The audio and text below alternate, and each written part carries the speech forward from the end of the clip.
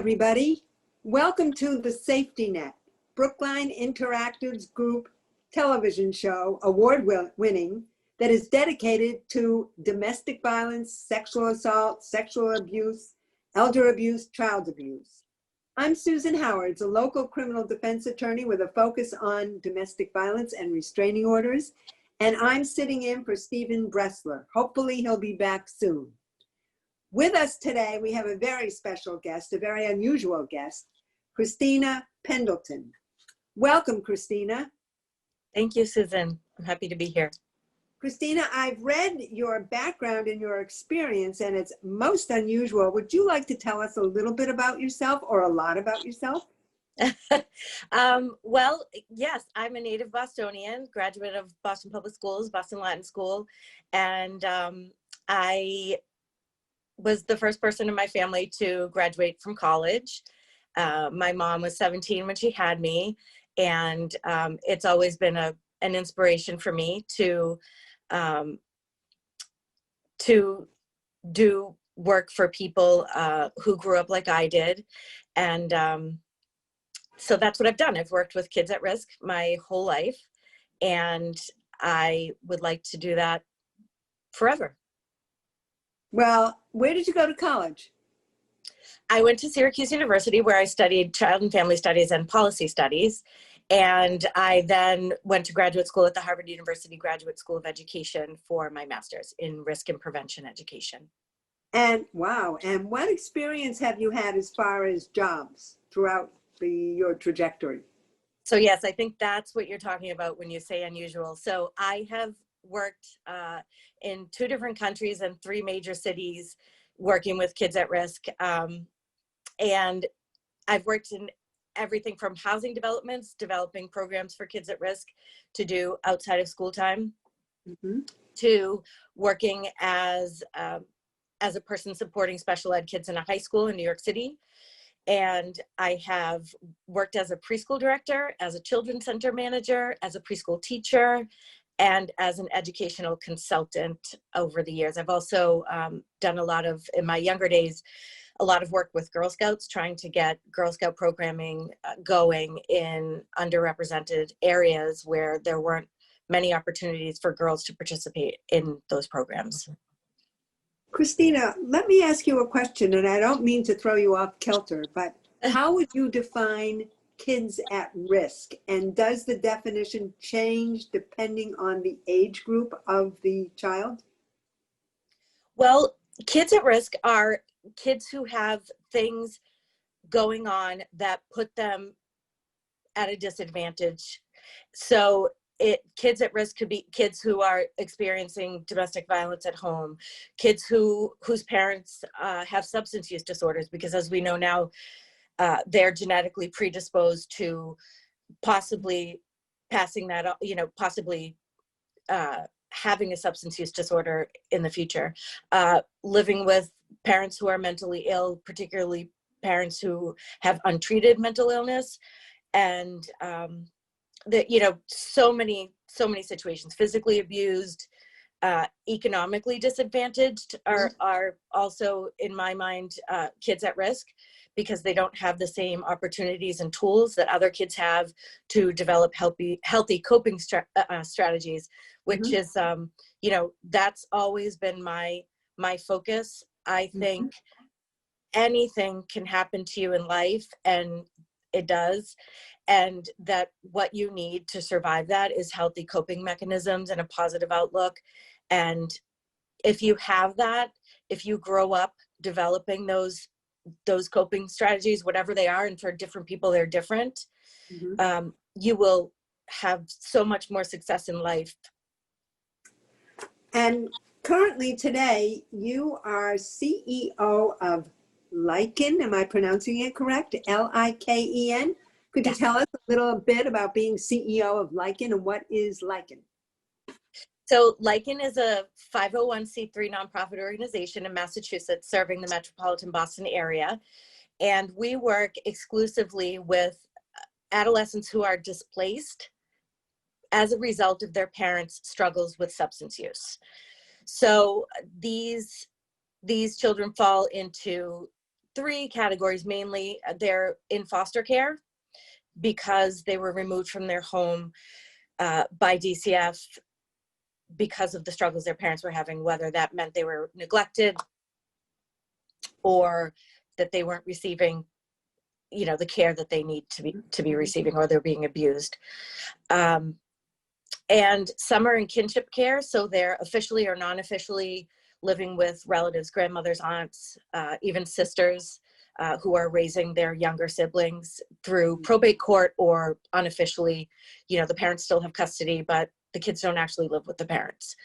And then we have lots of kids who are flying under the radar. So those are the couch surfers. And, you know, when we're talking about this age range, these kids are mobile. They have phones, they have, you know, bus passes. In some situations, they get around, they go where they need to go.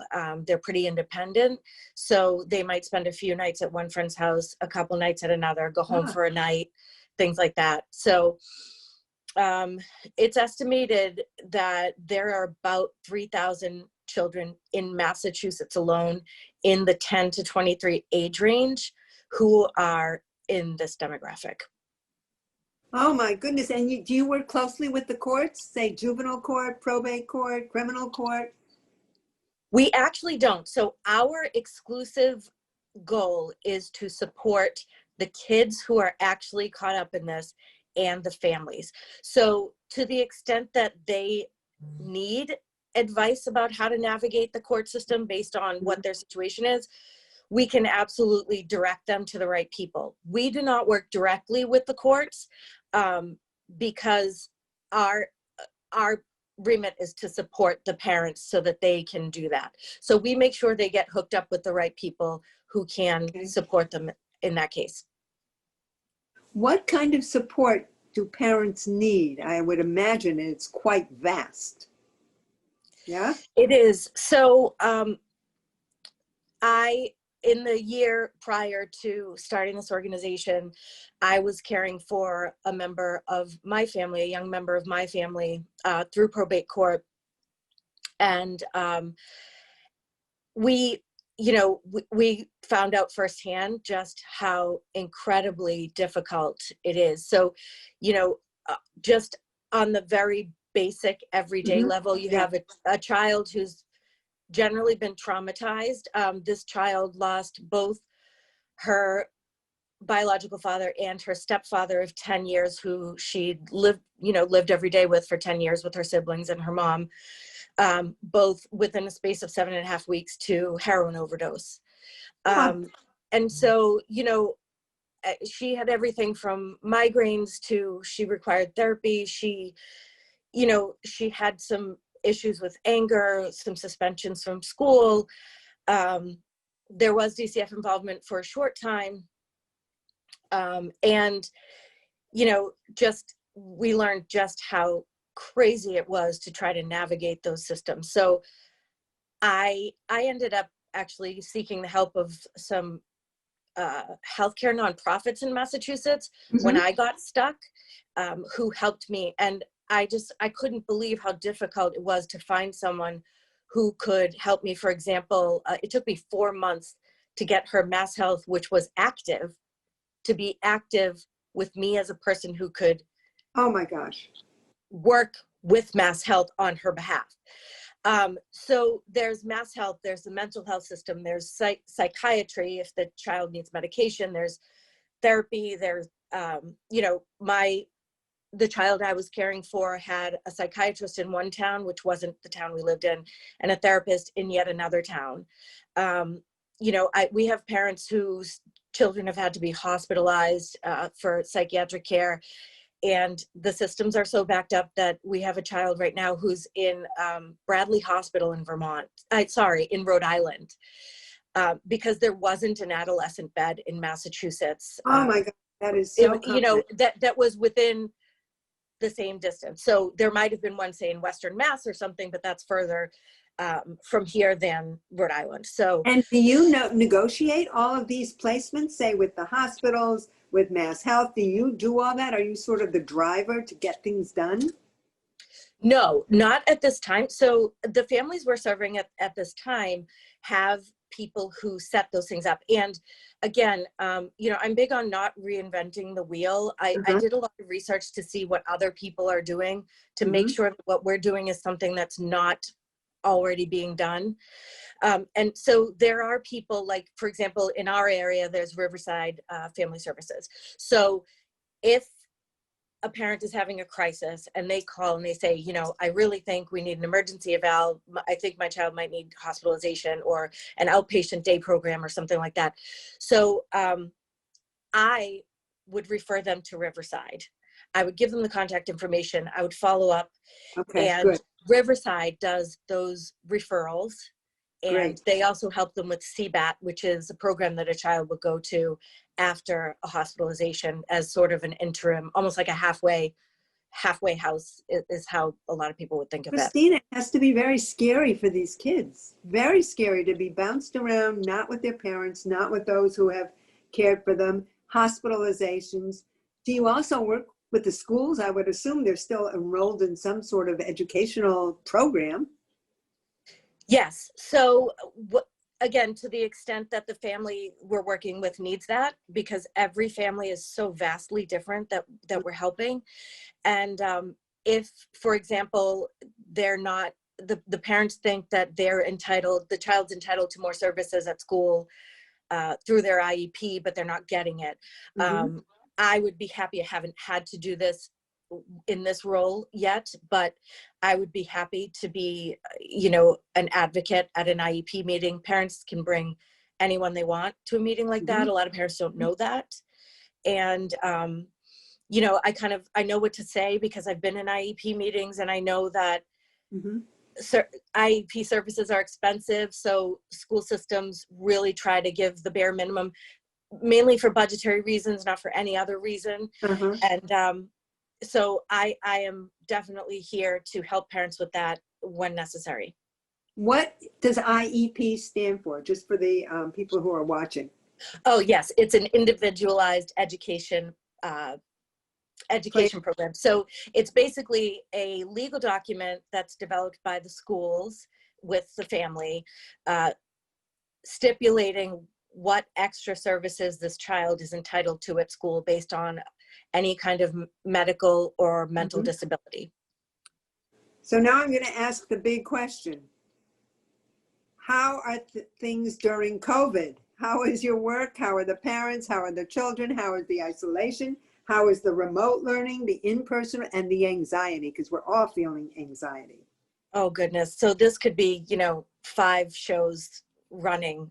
I know, that's why I've to waited, cover all but that. it's very important. So it's so important. I mean, I could just tell you so many stories, but, you know, I'll go with one of our families took in a 14-year-old boy who's separated from his siblings who are in a different foster home. Christina, what do you mean took in? Foster care, adopt? Oh, yes. So they're fostering to adopt a 14-year-old boy. Okay. So DCF, the Department of Child and Family Services in Massachusetts, will begin to put a child on a foster to adopt track, usually about within 18 months of them getting removed from their homes. Because in the past, children were being they were just floating around for years and years while their parents tried to, you know, recover or get them back. And when that didn't happen, you know, kids never felt like they had a family because they were just kept in foster care. So a few years ago in Massachusetts, the laws changed so that DCF is legally bound to start working on the foster to adopt process within about 1.5 years. So about 6 months before the parents can lose their parental rights. Again, that's not, you know, hard and fast. It's very gray, but it is possible for that to happen. So they took in a boy, and he started at a new middle school. So he had been in one middle school in the town he was living with his family in. And then in September, he went to foster care in Worcester. So he changed schools, changed neighborhoods, changed everything, and lost his siblings and lost his parent. And then he was put 4 months later on the foster to adopt track. So he was moved to another town an hour Three? from Worcester. 3 towns? This is And very, very common. This is very common. how traumatic is that to these children? I have 2 young members of my family who were in 3 schools in a matter of 6 months. And they were 6 and 8 when this happened. I mean, there is no good solution. Again, I give Massachusetts a lot of credit because there have been policy changes such as, the 2 younger people, the younger children I'm talking to you about were removed from their home in March. And in the past, it would be that wherever they went to live, whether with family or in foster care, their school would be changed, that week. They would just be pulled out on a Wednesday in October or whenever. So now at least DCF provides private transportation for those kids to carry on in the school they're in until the end of the year. So they were able to do that, but they were living 30 minutes from where their school was, and they were getting picked up, again, it's not anybody, trying to put kids through hell, but the reality is they were getting picked up by all sorts of middle-aged men who were transporting them through a transportation company. And of course they've been background checked and all that, and nothing happened. But, it was terrifying for them. And at one point, the younger one, who's a boy, he refused to go in the transport because everybody's a stranger to them and they've already been through so much. So even when the state and these systems try to do the best by these children, it's just an impossible situation. So what would you suggest if you had your wish to streamline and make the situation better for the children? Oh, goodness. Is there any answer, or do we just have to sort of step up, keep up, and monitor the children? I think more monitoring is needed, but what I feel, more than anything is that what is needed is empathy and understanding and support for the people who are doing this work. People sign up for this. This has to be the hardest job in the world, taking in a child at a stage in their life when everything's traumatic anyway, when there's social media and there's bullying and there's, middle school is just traumatic anyway. And then you add on top of that, maybe some learning needs, maybe some psychological needs. Physical needs and we haven't even touched on that. Most kids who are removed by DCF leave with a bag. It might be a backpack, which fits, 2 outfits.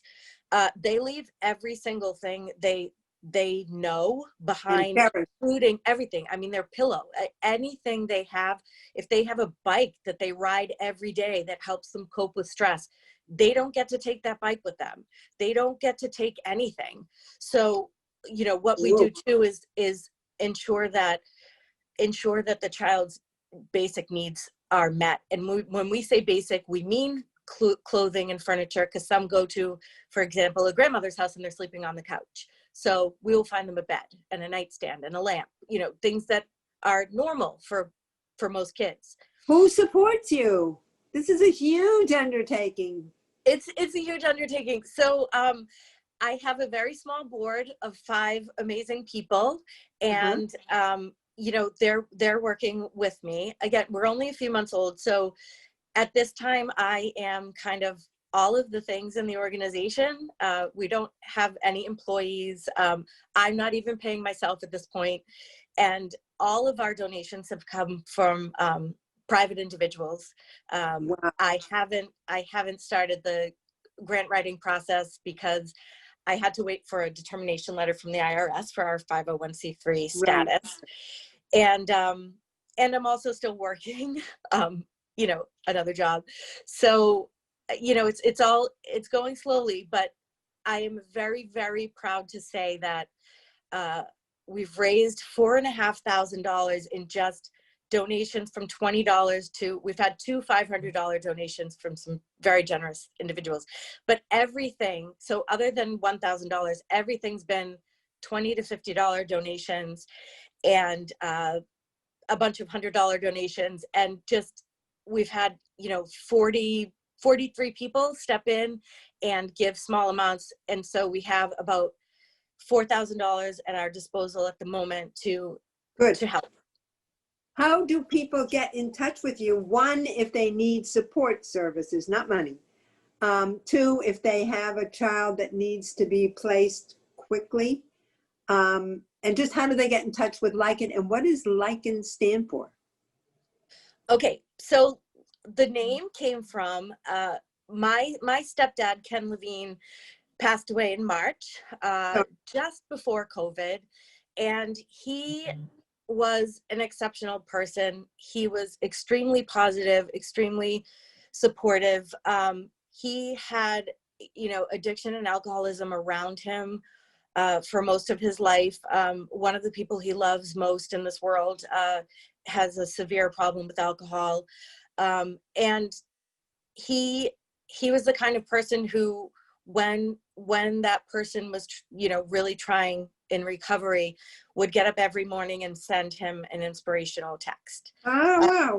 He was just, he constantly, told me how proud he was of me and supported everything I did, even though he had few to no resources, no money. He would, my son and I, and myself and some of the women in my town have been doing this kind of work for about 8 to 10 years, working with people affected by addiction. Right. Oh gosh, I lost my. Well, I just want to know what Lichen stands for. So he's been very supportive of that. So his name was Ken, and I've always believed that empathy is the number one, ingredient in this work. Yeah. So I believe that when we liken ourselves to other people, we can be so different. We can be so different, but if we liken ourselves to other people, we can always find commonalities. And because his name was Ken, we did like Ken.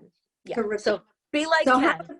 How do people get in touch with you? How? Through email? Do you want to give your contact information, and maybe we could put it on at the end of the show? Absolutely. So our website is likenkids.org. Okay. It's LIKENKIDS.org. We have a very simple, straightforward website. There are 2 pages that you can access. Right at the top, it says give help and get help. So if you want to give help in the form of a donation or be a wish granter, which is when, for example, if we do need a bike at some point, a kid who tells us, that was his number one way of dealing with stress. Right. We have wish granters who've signed up to be those people when a need like that arises. So you can give help, or you can go to the page that says get help, and you can indicate whether you are caring for a child in this situation, or if you are a teenager in the situation, you can go on the website and you can access us. Mm-hmm. One last question. Domestic violence obviously is the topic of our show. What percentage of the children you help, or do they all come from situations that are rife with domestic violence? I would say violence in some form, domestic violence in some form, probably, 90%. That's anecdotal. Right. But it's, and it doesn't mean that all these children have been physically abused. I understand. Just mentally, there's a lot of negative talk. Yeah. There's a lot of neglect. And yes, there's a lot of violence that comes from coming down off certain drugs or being on certain substances like alcohol. So, do you work with any domestic violence agencies? Do you work with the police? Do you work with REACH? Do you work with Dove? Do you work with Second Step? Do you work with A-Task? I mean, the list. Yes. So I've worked with a lot of those in the past in different capacities, but at this time, up until now, again, in only a few months, I haven't needed to.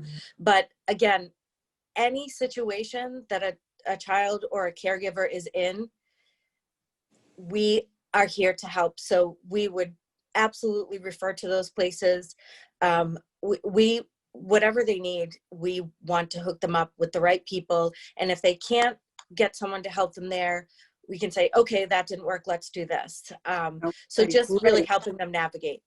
Christina Pendleton of Lycan, what a joy to meet Thank you you. and to have you on, and you're doing really angel's work. Thank you so much for appearing Thank on you, the Susan. show. You're Thank you so much. welcome anytime. And I just have one last comment that's general. This is Domestic Violence Awareness Month, so obviously we really want to emphasize education, reflection, evaluation, participation. If you see something, say something. And also in Norfolk County, because this show is a Brookline show, we are really, really lucky to have a system, a sort of streamlined system of resources. It's taken 30 years since I've been practicing law to get domestic violence and abuse designated as a crime. As a result of that, the police are very well trained. The district attorney's office is very well trained. The Sheriff McDermott's office is very well trained. And we have people like you and agencies. We would very much like you to know that on this Friday, District Attorney Morrissey and two of his top teams are going to appear on the show. So please, please listen to what Christina is saying and make sure you acknowledge that this is Domestic Violence Awareness Month. Thank you so much. Bye. Thank you, Susan. Take care.